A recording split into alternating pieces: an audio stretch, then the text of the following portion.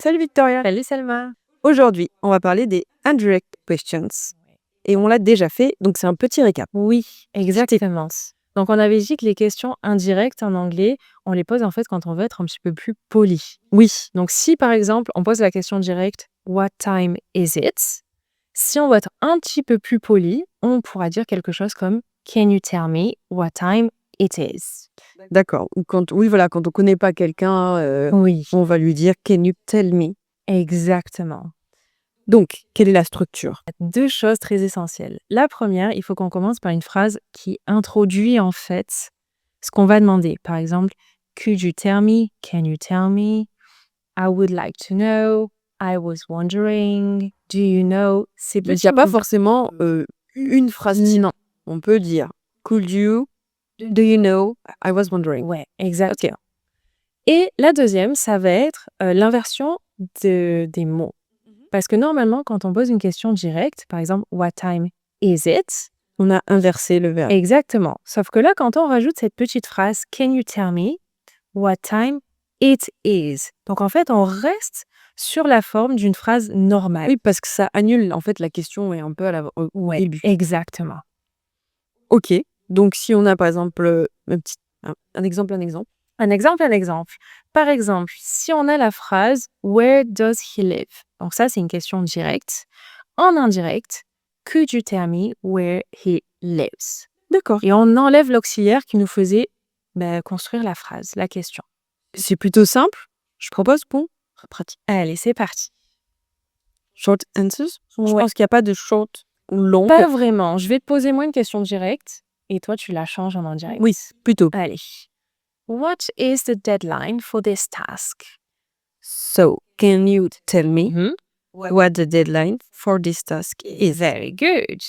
Yes. Where is the client meeting taking place? Do you know where the client meeting is taking place? Yes, very good. When does the new project begin?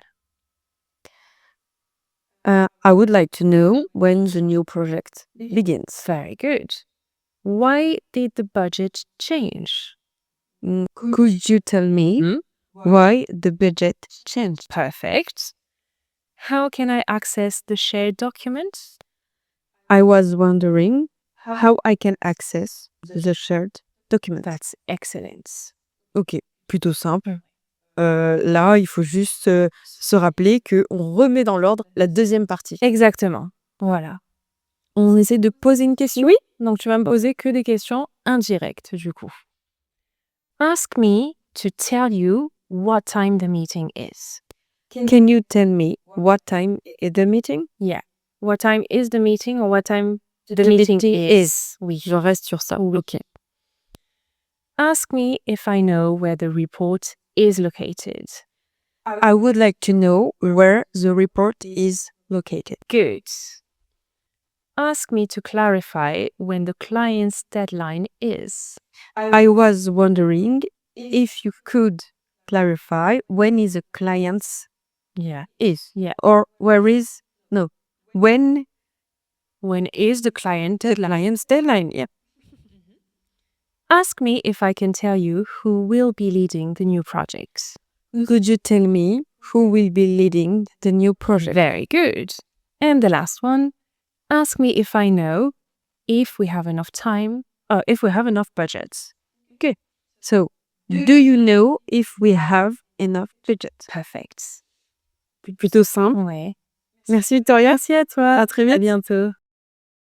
Ça y est, la leçon est terminée. J'espère que vous aussi, vous avez appris quelque chose avec moi durant cet épisode. Vous allez pouvoir retrouver tous nos épisodes sur notre playlist Learn English.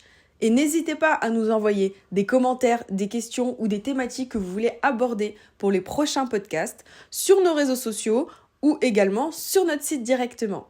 Je vous rappelle qu'on a utilisé uniquement 3 stratégies orales durant cet épisode. Nous en utilisons énormément durant nos cours. N'hésitez pas à nous contacter pour en savoir plus et voire même booker votre premier cours.